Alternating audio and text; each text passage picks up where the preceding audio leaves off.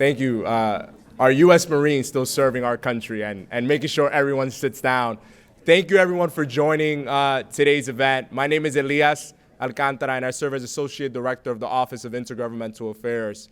I want to start up. Thank you. Thank you, sir. There you are. We thought you were at the gate, sir. You arrived quickly. So I want to start by first giving a big round of applause to the Champions of Change, which we are here to honor today, which are right here in the second row. And a few quick housekeeping rules. There will be interns on our great interns walking around South Auditorium. If anybody needs to use the restroom or step outside for a minute, feel free to check in with them over on this side. We ask that folks not exit on this side. And then the second thing is make sure to tweet, Snapchat, Facebook, and all of the above using hashtag WHChamps, hashtag criminal justice reform, and hashtag fair chance pledge today. Without further ado, I want to get the program started by introducing one of the president's most senior advisors to the president, Valerie Jarrett, who also happens to be my boss. Valerie? Hey there. Thank you so much, everybody. Welcome to the White House. We are so delighted to have you all here. Champions of Change events are our favorite here because it gives us a chance to honor ordinary people who are just doing extraordinary things all across our country. And you're here right in the middle of Reentry Week, and it's a perfect time to honor you. But I want to take a step back for a second and talk more broadly about criminal justice reform. So the president is absolutely committed to reforming our system, and he looks at it broadly. He looks at it in terms of what we do in our communities to ensure that people don't get caught up in the system to begin with. So that's offering them better schools, breaking the school-to-prison pipeline, not suspending and expelling our children, ensuring that they're excited and have alternatives so that every young child gets a fair shot. We're also looking at what we can do in the courtroom. Right now, Congress is considering legislation on a bipartisan basis. That's breaking news in this town. Breaking news. Yes, you can laugh. I laugh all the time. But it's because people from across the aisle, from all ideologies, understand that we cannot continue to spend $80 billion on our criminal justice system. We cannot incarcerate 2.2 million people. There's 70 million Americans who have some sort of criminal record. It is unsustainable. We only have 5% of the world's population, yet we have 25% of the world's prisoners. And when you start to hear the stories of the people who are young and make mistakes, as the president heard when he was out at El Reno Penitentiary, the first president to visit a federal penitentiary, you have to say to yourself, young people mess up. They deserve a second chance. Just yesterday, I was at a juvenile detention center here in DC, and I met with a group of about 20 girls who are 12, 13, 14, and they're being held in detention awaiting trial because they're determined to be too dangerous to go back to their families. And they're kids. They're kids, and they made a mistake, and we have to figure out how individually and collectively we can wrap our arms around them. And so the solution, in part, that the president is seeking at the federal level is legislation that would reduce mandatory minimums for nonviolent drug offenders, would reinvest back in our system so that people who are incarcerated develop the skills that they need, whether it's education, job training, drug treatment, whatever range of services that they need, because we would estimate that half the people who are incarcerated are in need of, have mental illnesses and therefore are in need of treatment. So let's see what we can do to invest in them, and that's what this legislation will do. In the Senate, it also helps juveniles expunge their records and let them get their life back on track much more quickly. And then the final piece, and that's where you all come in, is what are we going to do as people exit? 600,000 people a year leave our judicial system, our incarceration system. And as you, again, listen to their stories, the biggest reason why we see people re-enter is they don't have a job. They've got to be able to get a job. They've got to be able to have whatever support system they need around them in order to support themselves, have a job, live in a home, take care of their family responsibilities, re-enter society, and stay law-abiding adults.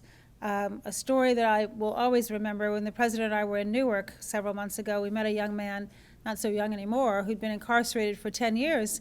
And he said when he came out of prison, he didn't know how to use the internet because it had just transformed while he was gone. And he had a bus ticket home, but home was no longer home. His family had spread to the winds.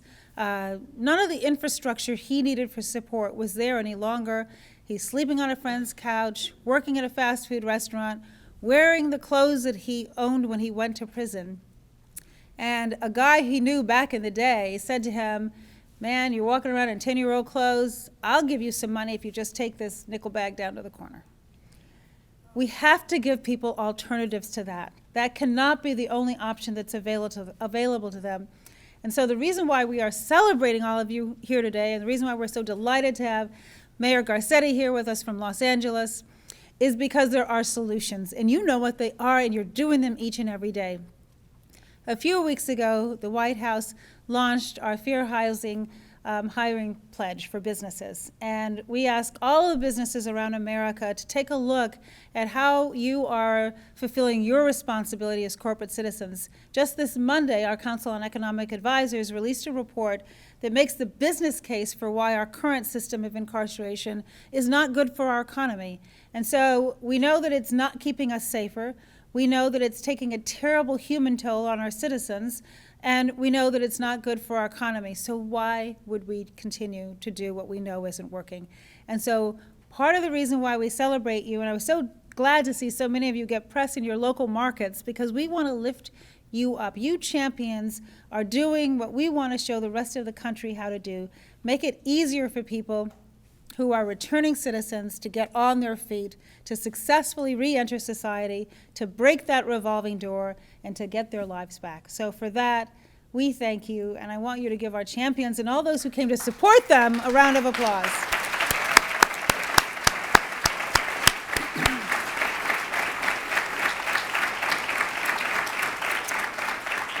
Now, none of our work that we're doing around criminal justice would be possible unless we had an outstanding leader of the Justice Department, someone who puts the J back in justice, who understands our responsibility to our fellow citizens, who's willing to get out of the office and travel around the country, just as she did this week visiting a prison in Philadelphia. She and her deputy, Sally, stand up and wave. You're going to see Sally later, but Sally Yates is here, Deputy Attorney General. Also just returned from Texas visiting a women's penitentiary. And so we want to celebrate them and honor them, and I'm just delighted that in order to truly do honor to our champions, we are so fortunate to have the Attorney General here with us today. So please join me in welcoming Loretta Lynch.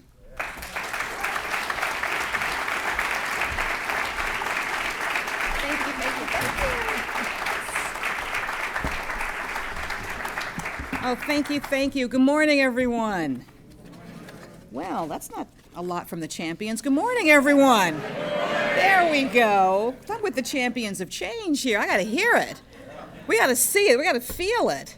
That's what it's all about. So thank you, Valerie, for that warm introduction. Thank you, everyone, for that warm welcome. Thank you for coming here today to celebrate and honor individuals who truly are the backbone of the efforts that we're all making in this administration. As we're here to recognize outstanding leaders, the champions of change, as you all have been called. And we're talking about one of the most important issues in criminal justice reform today. How do we help our returning citizens truly come home? But whoever we are, whatever our walk in life, whatever we do, all of us just really want to be seen for who we really are. It's one of the most basic and human needs out there, to be seen and recognized for the person that you are. We want the opportunity to let our voices be heard, to let our talents shine, and to let our true selves be known. But it is so easy in our society, and I don't have to tell anyone here, it's so easy to basically put a label on someone and think that we know them, and think that we have defined them, and that we basically have said all there is to say about that person. Baby boomer, millennial, right? Gen Y, immigrant, and of course some of the harshest labels of all, ex-convict, former inmate. So we're here to honor people today, the champions of change, and in fact, the change that all of them have indeed wrought is seen in the jobs created and the opportunities given and the lives changed. But the real change that they have actually made manifest, what we are really celebrating is that they have chosen something deeper and more fundamental. They have chosen to see the person behind the label. They made that choice. They made that commitment. And everything that they've done and everything that we are honoring today flows from that. That most remarkable choice that you all made, that most American choice that you made, to recognize the spirit of every individual who makes this country great, no matter where they're from, no matter what they look like, no matter what they've done in their past. We all just want to be seen.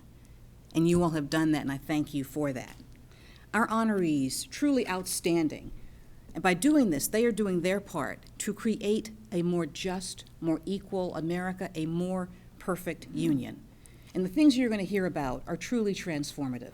This group of people are working to help people who have served time in prison previously earn a living wage, be able to survive and support their families, to find decent housing, to get adequate health care, to exercise their right to vote, all the things that we take for granted as we move through life, some of the things that we find a little inconvenient at times as we move through life, are treasures to someone who's been deprived of that ability and that freedom for so long. And the champions of change are the bridge for our returning citizens back to a world where they can be annoyed at the DMV line, where they can be frustrated by the insurance forms and the bureaucracy, and where they also can eagerly wait for Friday at 5 o'clock. But they're also working within our system to bring quality education into our prisons, laying the groundwork for our inmates to realize their full potential on release. And they are also working at the most basic level to dismantle the structural inequalities that exist, that deprive people of an opportunity, like questions about conviction history on job applications. And most importantly, they are employing our justice-involved individuals, judging them for their present talents, not their past transgressions. They're seeing them for who they really are. They're seeing talent. They're seeing commitment. They're seeing dedication. They're seeing job skills. They're seeing them for who they really are. And by doing this, our champions of change are setting an example for all of us of fairness and compassion, an example in keeping with our country's best traditions, our highest ideals. They are setting an American example. Now, their efforts are vital to this administration's drive to make our criminal justice system more efficient, more effective, and more fair. We truly could not be doing the work we are doing without their work and their input. As Valerie has said, every year more than 600,000 people, it's more than 500,000 people every year, are released from federal and state prisons. Another 11.5 million people cycle through local jails. So if you have about 70 million Americans with a criminal justice record, we see that almost 1 in 3 of us of working age are connected to the criminal justice system in some way. It's a lot of numbers. But more than numbers, it's a lot of people. It's a lot of mothers. It's a lot of fathers. It's a lot of sisters and brothers. It's a lot of children coming back, all of whom just want to be seen. And far too often, these individuals find that as opposed to being seen for who they are, they're seen for the label. They're the ex-convict. They're the former inmate. Their identification is not a card, it's that label. They can't even get ID. They can't get an education, the ladder to success. They can't find a job, rent an apartment. They cannot vote, which makes them invisible to civic life, when all they want is just to be seen, just to be seen. And in fact, they can't secure the rights and privileges that all of us take for granted. And these are obstacles, obviously, to success. And they won't be overcome overnight, but we are making tremendous progress.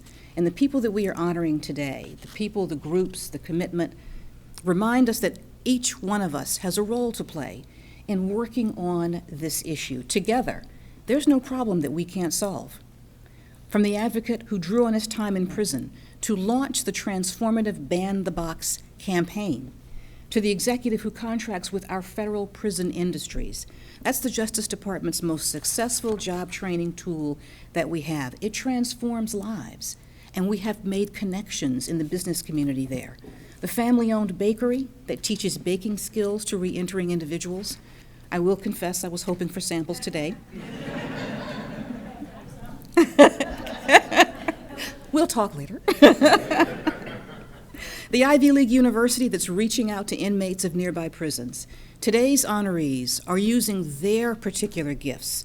They're using their talents, not just to expand opportunity, to promote equality, but to truly see those returning citizens. At the Department of Justice, we are tremendously proud to partner with you, and you are our partners.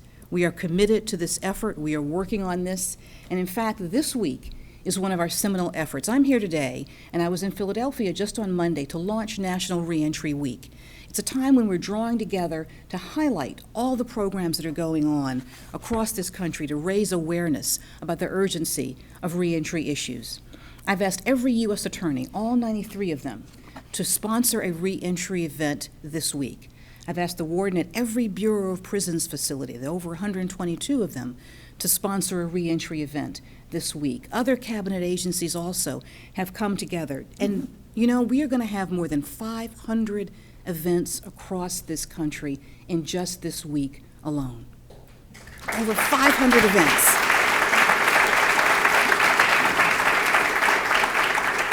Now, a lot of these were things that my U.S. attorneys and wardens were already doing and will continue to do. But by highlighting it, by pulling it together in this week, we want the world to see what we can do when we truly see people, when we truly see our returning citizens. We've had job fairs, we've had legal service clinics, we've had family events, we've had youth events.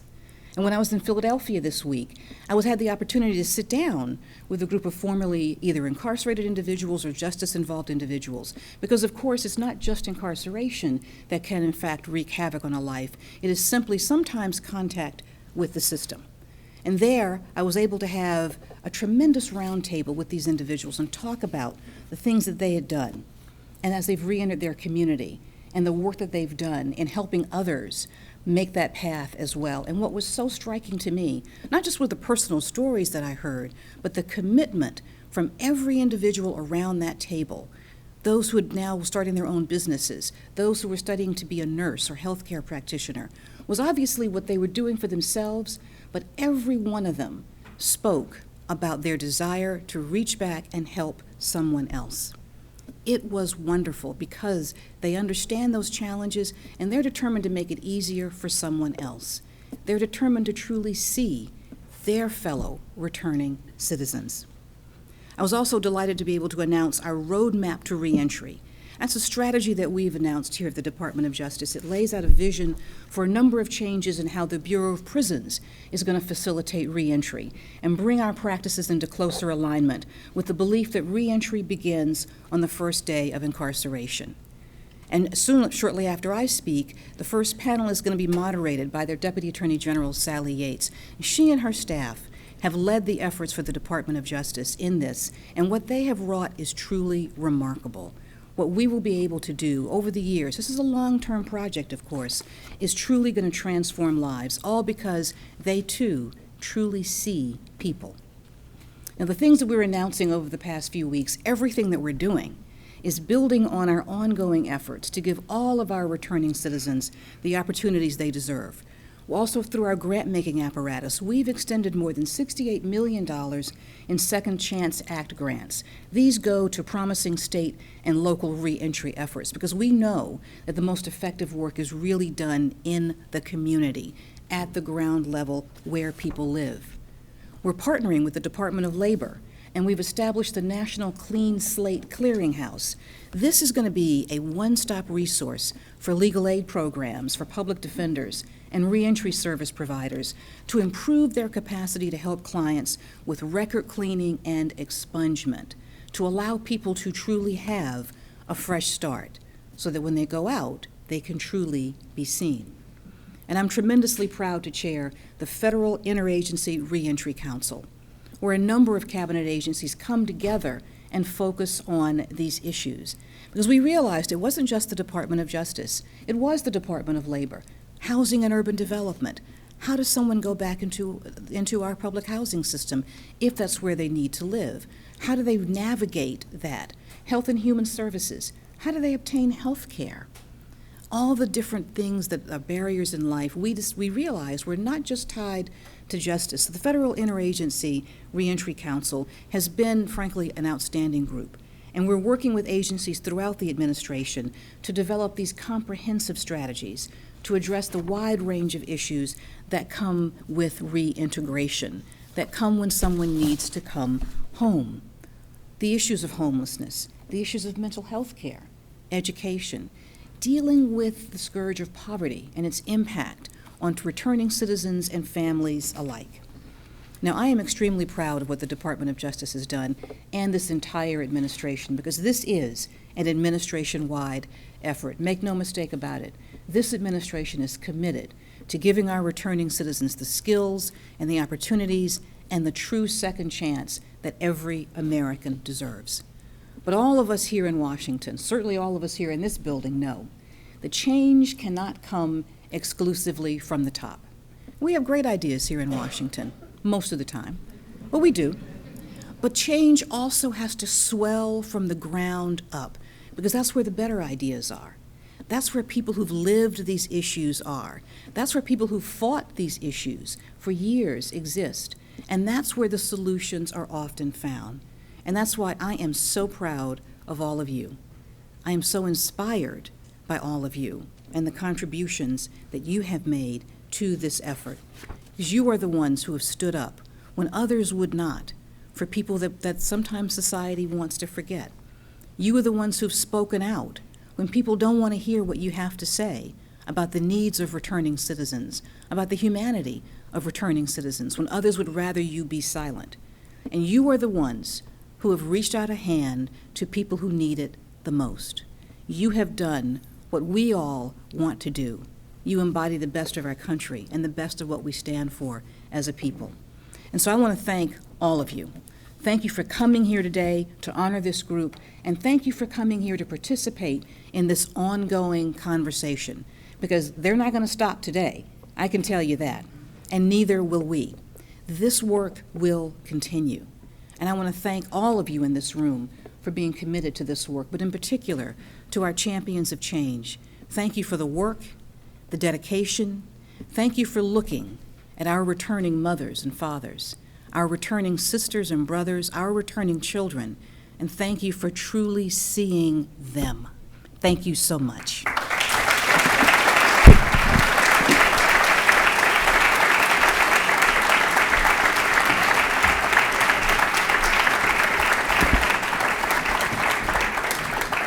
Thank you, Madam Attorney General, and thanks, Valerie, as well, for the remarks. As the Attorney General mentioned, a lot of this work would not be possible if it weren't for the state and local efforts that are happening across the country to make sure that services are being provided to individuals once they have served their time.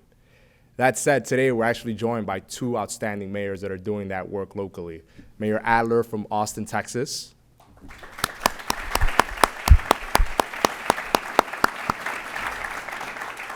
and Mayor Garcetti from Los Angeles, California.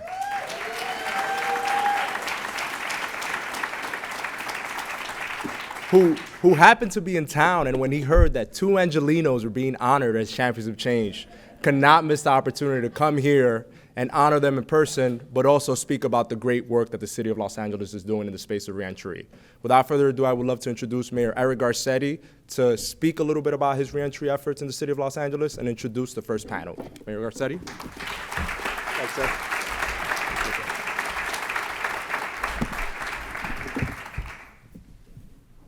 Gracias, Elias. Thanks for your amazing work. A very good morning to everybody. Good afternoon. I'm still on West Coast time, so it's still morning for me. And thank you to our superb Attorney General, who I'm a little partial. I grew up as the son of a prosecutor. And I remember asking my dad when he was just a deputy district attorney, why did you become a DA? He said, I was all set to become a public defender until a district attorney told me, you know, as a prosecutor, you think that we just prosecute people and put people away. But you actually get to do both sides of the issue. You get to, yes, sometimes protect people from criminals, to be able to go out there and to say we're going to have safe streets.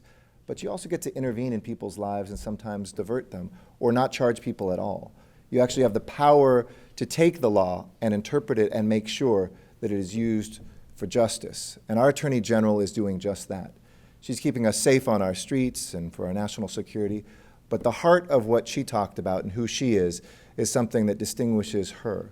I want to pick up where she left off because, you know, I gave my State of the City address. I'm Sir Mayor Adler, who I'm so pleased to see, and a dear friend and somebody who is doing extraordinary work in Texas, gives every year.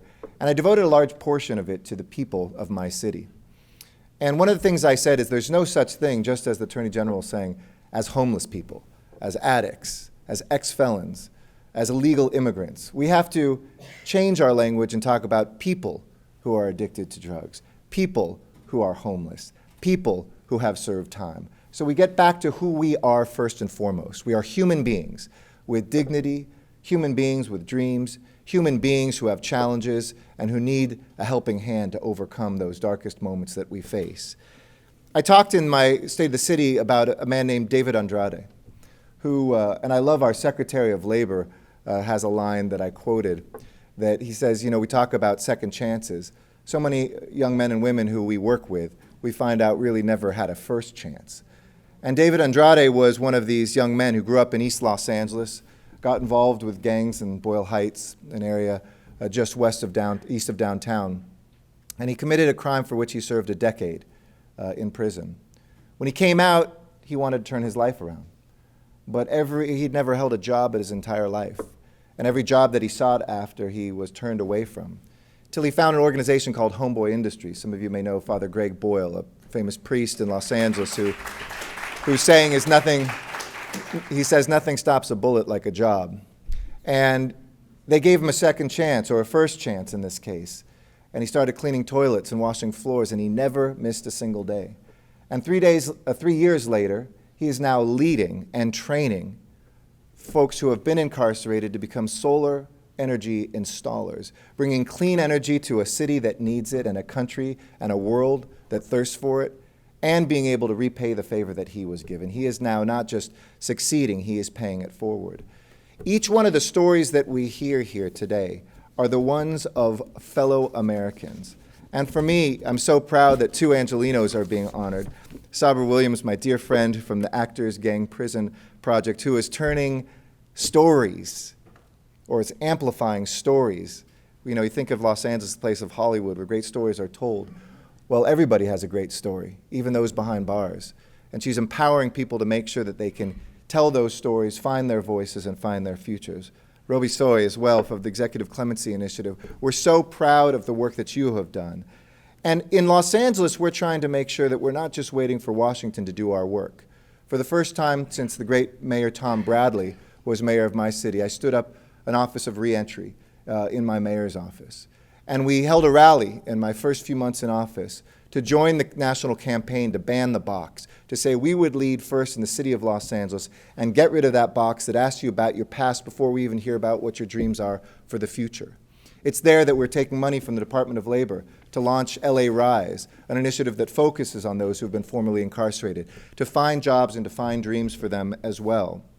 We have to tear down these barriers in our cities and across our country that bring down our economy, that take these dreams that people have and crush them.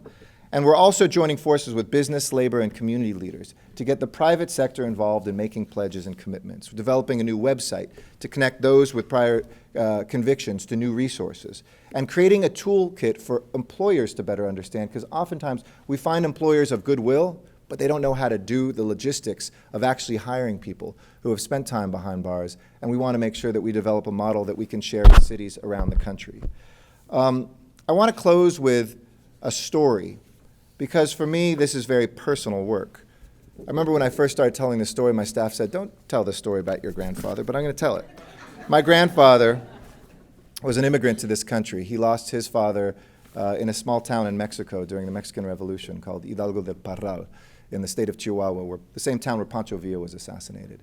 My understanding is my great-grandfather, an immigrant to Mexico, was hanged in the revolution. He was a judge who was clearly on the wrong side of the war at that moment. And my bisabuela, my great-grandmother, carried my grandfather over the border in her arms as a 1-year-old, came through El Paso and settled in Boyle Heights in East LA. And my grandfather grew up like so many people that we work with, without a father, didn't finish the 8th grade, and he got in trouble. He started running with the gangs. There were Jewish gangsters back there. I have an Italian last name, but I'm half Mexican, half Jewish. If you can't get elected with that mix, I don't know who can. But he was running with guys like Bugsy Siegel and Mickey Cohen, if you've seen the movie, doing little things for them, getting into trouble. Until one day, as a teenager, well, I was over at his house when I was a young man. And I remember watching on TV this very distinguished man who came on the news. And he said, "I know him. He's the mayor of Los Angeles, Tom Bradley." And I was blown away that my humble barber of a grandfather knew the mayor of this town that I lived in. And I said, "Grandpa, how do you know Tom Bradley?" And he said, "Well, when I was younger and he was younger, he arrested me." I said, "That's great, Grandpa." And he told me the story of how Tom Bradley, who was a Los Angeles Police Department officer before he went into a career of politics, intervened one day in his life and helped turn it around. And his son became the first Mexican-American prosecutor to be elected district attorney in LA in a century. And his grandson is here as the 42nd mayor of that same city that he grew up on. When we give people a second chance, when we invest in them, the sky is the limit. Every single American has dreams. Every single American is a person. And the work that we are doing, that this White House, this president is leading, is ensuring that those dreams don't die. So I want to thank you all for that. And I'd like to introduce our great Deputy Attorney General, Sally Yates, to come forward with our first panel. Sally's a distinguished prosecutor. She's from down south in Georgia, led a very distinguished career prosecuting herself until she became the U.S. Attorney down in Georgia, and now is number 2 in the Justice Department leading these efforts. And I want to welcome her and thank her for her great work. Sally Yates.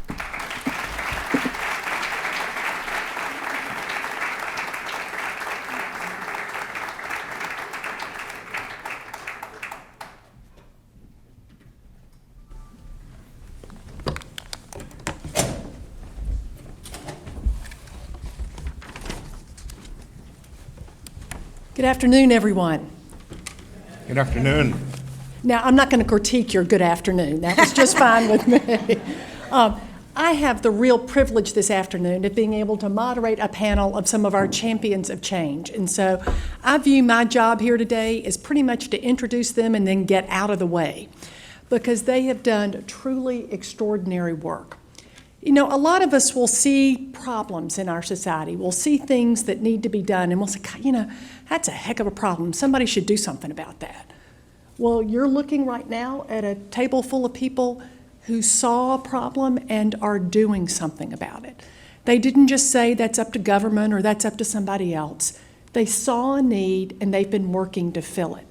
And they've been doing it in very unique and creative ways. And so let me introduce them to you. First, Samantha Gallardo, who is the Executive Vice President of the California Marketing Group. And for over 20 years, her organization has developed a workplace culture that welcomes people, all people, and gives them all a fair chance to prove themselves. For over 10 years, her company has trained and hired federal inmates for teleservicing work through the federal prisons industries that you heard the AG talk about just a moment ago. They currently employ over 300 federal inmates. And I had the pleasure yesterday when I was in Bryan, Texas, at the Women's Correctional Institute there, to be able to meet some of the inmates who were working in this. And I can't tell you how excited they were, Samantha, that you were being recognized here today, and work that they have described as just transformational for them. To date, over 100 formerly incarcerated individuals have been hired by the company, and Samantha has developed more than 1,000 job opportunities for formerly incarcerated individuals through partnerships and business relationships. Next, I'd like to introduce to you Tina Nadeau.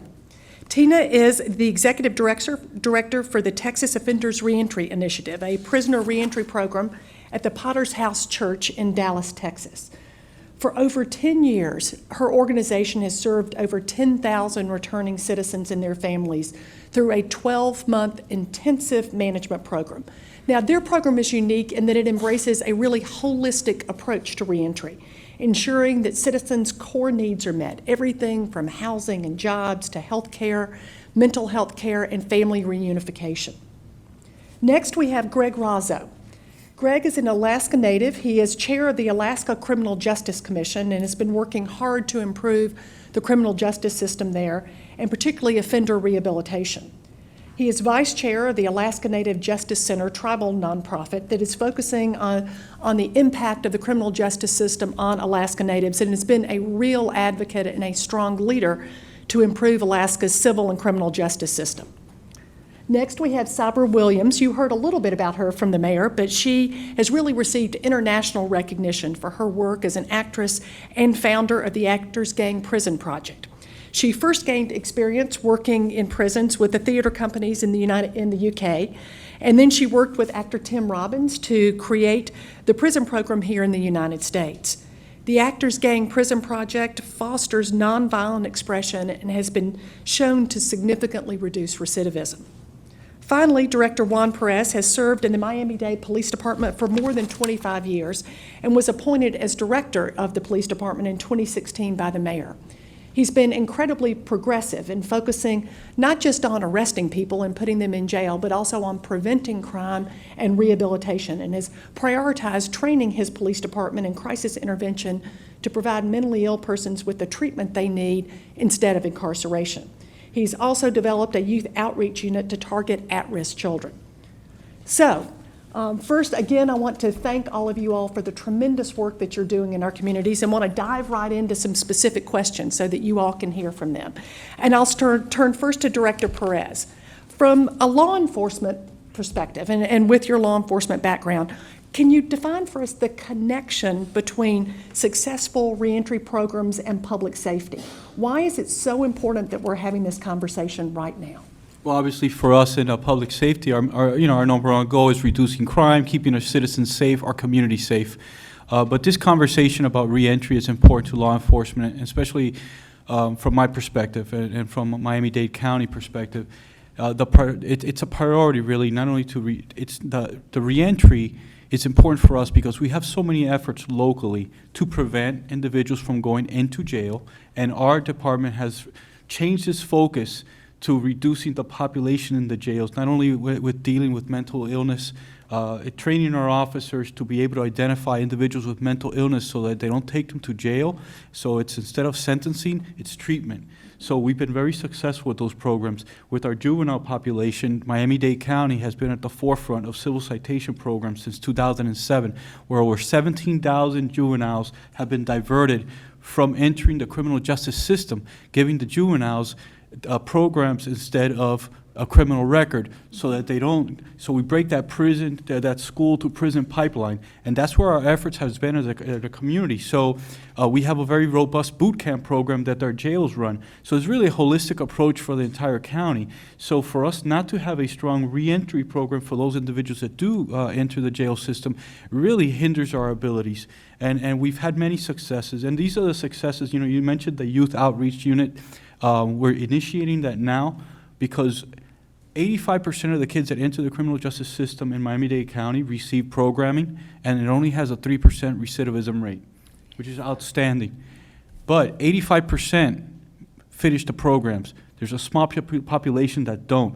So instead of your typical community policing, what we're doing in our agency, what we did is we sat down with all of our partners and collaborated together. So what we're doing is we're not going to be doing community policing in cases now. We're going to be doing home-based policing, where those children that are at risk that have entered the criminal justice system, we're going to assign them to police officers to be mentors out of that house so that we can identify what services they need, some of the evidence-based success programs that we have in Miami-Dade County, and bring them to the homes of those kids to even prevent us from having to have a discussion about reentry, and that's our focus. But obviously, reentry, the back end, is so important, because if we don't give people the opportunities to work when they come out of prison, to give them the education they need to continue that path, a righteous path, then we're really just creating a cycle, that revolving door that we must break. And our focus has been that.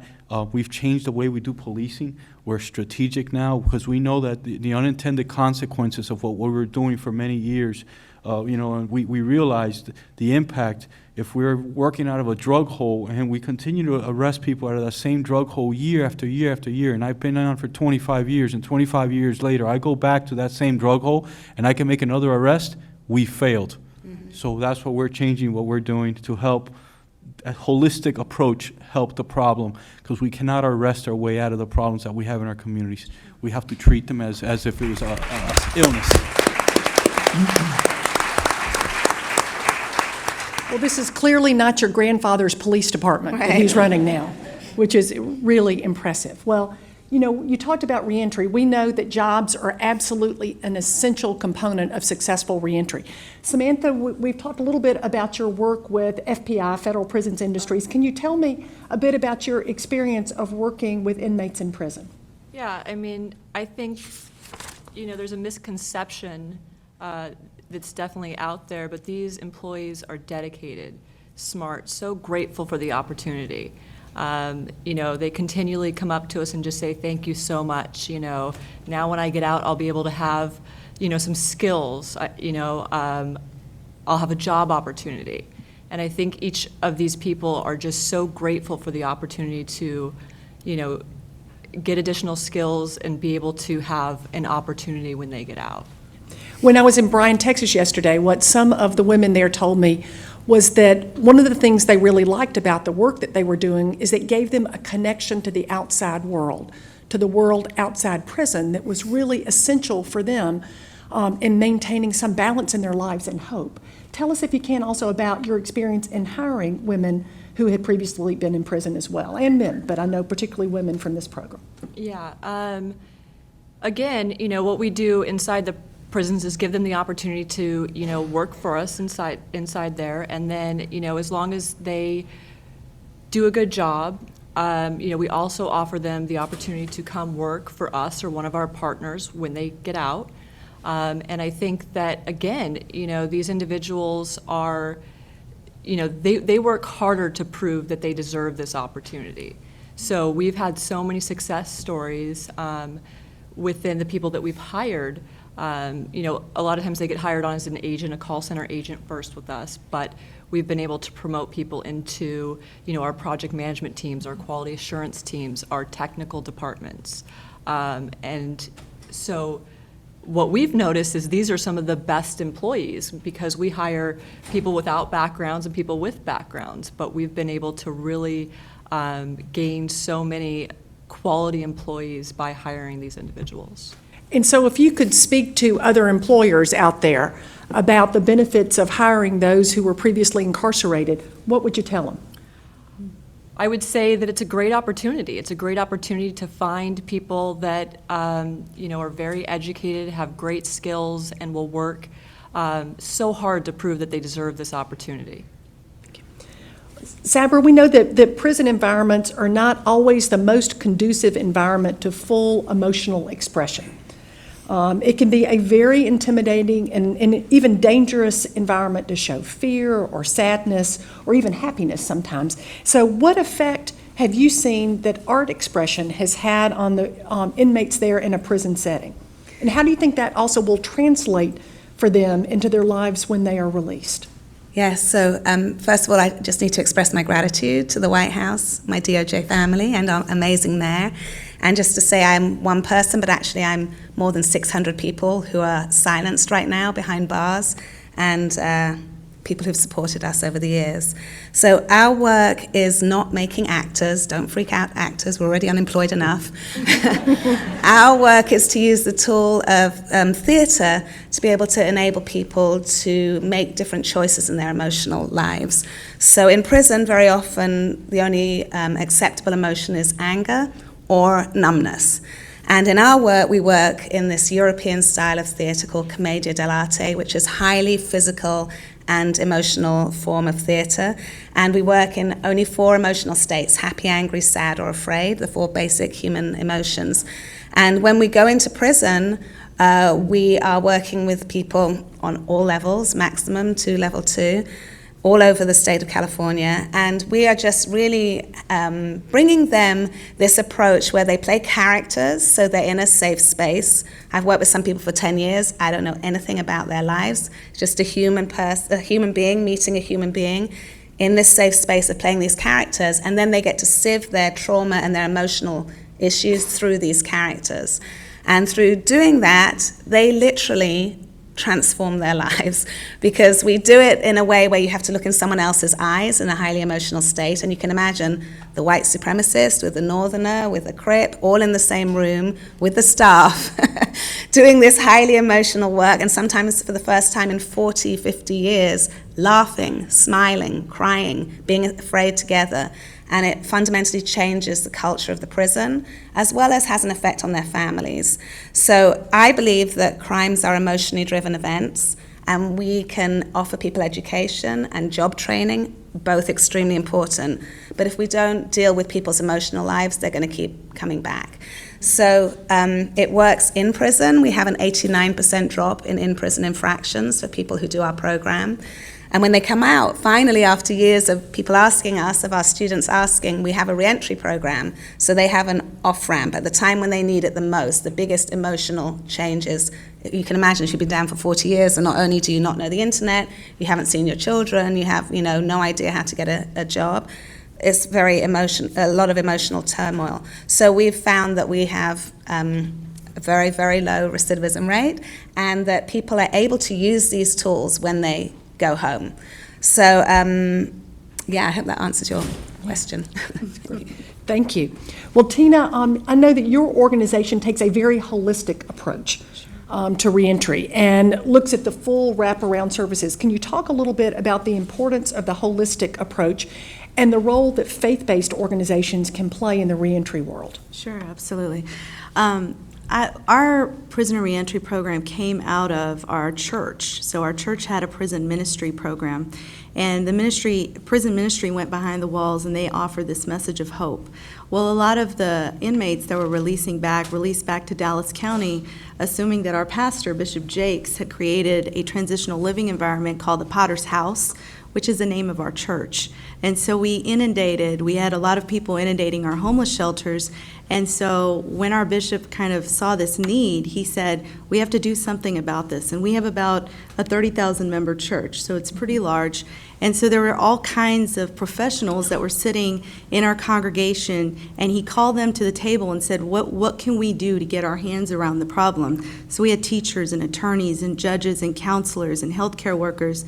And so as we strategized, we figured we have these volunteers and these faith-based professional people in our church that could help guide this conversation around what we could do once they were released.